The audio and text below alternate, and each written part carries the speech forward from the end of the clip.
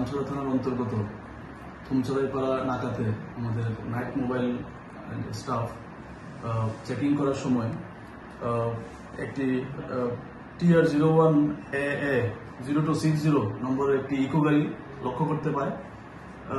গাড়িটিকে লক্ষ্য করতে পেরে ওনারা গাড়ি থেকে আটক করে এটার মধ্যে থেকে 50 কার্টন বার্মিজ সিগারেট ওনারা আটক করতে সক্ষম হন এবং গাড়ির মধ্যে থাকা 2 জনকে অ্যারেস্ট করেন। গাড়ি সমেত সিগারেট এবং 2 জন লোককে আটক করে থানাতে নিয়ে আসা হয়। যে 50 কার্টন আটককৃত যে বার্মিজ সিগারেট এর মধ্যে টোটাল 25,000 প্যাকেট সিগারেট রয়েছে, যার আনুমানিক বাজার মূল্য প্রায় 50 লক্ষ টাকা।